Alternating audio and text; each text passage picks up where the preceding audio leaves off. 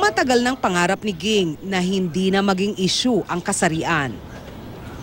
Kahihiyan pa rin ng pamilya na ikaw ay may lesbiana o bakla o transgender na anak o bisexual.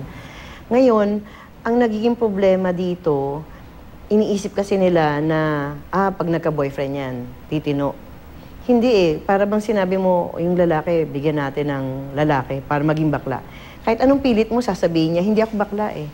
The same way na ako, bigyan mo ako ng lalaki, sasabihin ko, hindi ko yung kailangan. Kasi hindi ako attracted sa kanya. Sa babae lang ako attracted.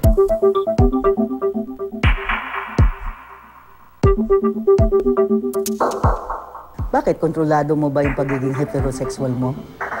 Kasi sa psychology, 1973 pa, magtatatlong dekada na yan, nagdesisyon ng mga psikologista at psychiatrist na hindi abnormal ang maging LG, lesbian, gay, no? Ang sabi nila, based on studies, normal lang yan na pagkakaiba. Dumaan sa pagtatanong sa kanyang sarili si Ging kung ano nga ba ang kanyang kasarian. Ayoko yung term nung panahon namin, mga 1982. Walang internet, walang libro, walang support group para sa LGBT person. So, ayokong tawagin tomboy. Ayokong tawagin T-bird kasi very negative. Fast forward college sa UP, nakita ko yung isang libro na katahangi-tahanging libro, hindi ganun kadami talaga. Siguro isa siya sa mga 3. Nakita ko yung word na lesbian. Tapos sabi ko, ito ako. Noong dekada 90, itinago niya ang pagiging lesbiana. Nandun sa kasama sa namin, sa guidebook namin, yung handbook namin, na pwede kang matanggal sa trabaho kung ikaw ay immoral, kagaya ng pagiging lesbiana, o term pa nila homosexual, at saka single unwed mother.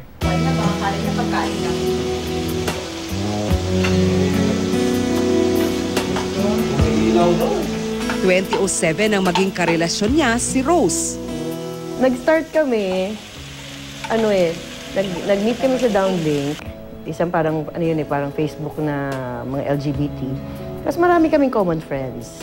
Tapos, ayun, eventually, inabi ko nga, sinang buhay. Hindi naman yung, sabi nga kanta ni Tiffany, it's the lover, not the love.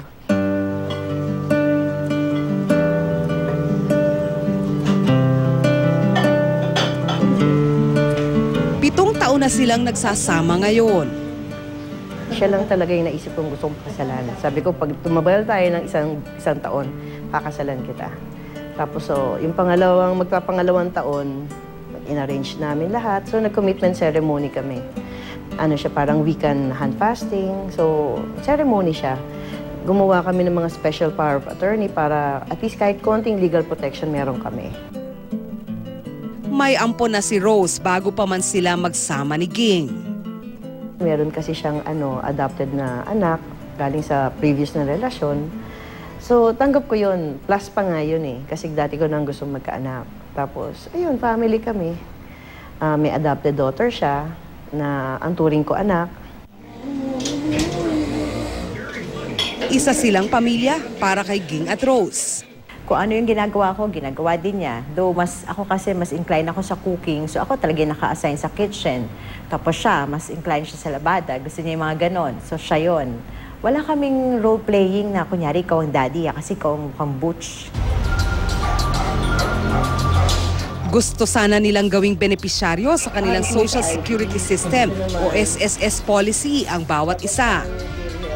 Sa mga social services kasi, syempre, tumatanda kami. Gusto namin magkaroon ng retirement package. Ngayon, meron kaming voluntary contribution. Tapos, nung nag-apply na kami, hindi pwede daw na ilagay ang hindi kapamilya. So, hindi kami pwedeng mamatay. Kasi kung mamatay ako, hindi niya makukuha yung benefits na pinaglaanan ko ng pera. Maging sa PhilHealth ni Ging ay hindi raw pwedeng mailagay na benepisyaryo si Rose at ang anak nila. Sa unang-unang tanong ko, sino ang pwede ko maging beneficiary. Pag sinabi nilang relative lang, sasabihin ko pwede bang partner ko, domestic partner. Kasi hindi ko naman pwedeng sabihin jowa ko, di ba? Domestic partner. So sasabihin nila sa akin, ma'am, I'll get back to you. Tatanong namin kung po pwede. Pangalan po na bata po. Sa ospital, kahit matagal nang nagsasama, kailangan pa nila ng dokumento mula sa abogado na nagpapatunay na maari silang magdesisyon para sa isa't isa sakaling kailanganin. May nangyari sa akin. Pwedeng kasuhan ng family ko ang ospital kasi bakit sila nakinig sa partner ko na walang karapatan mag-decide over my health, over my condition.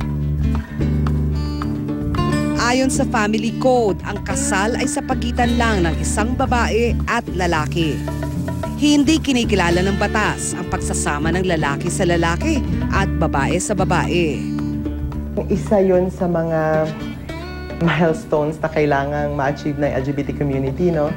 Yung usaping yun ay tungkol sa domestic partnership na nangyayari naman talaga ngayon. Meron po tayong mga kapatid na lesbiana, kapatid na bakla na nagsasama. Nakabimbin pa rin sa Kongreso ang Anti-Discrimination Bill na naglalayong mabigyan ng pantay na karapatan ang LGBT community.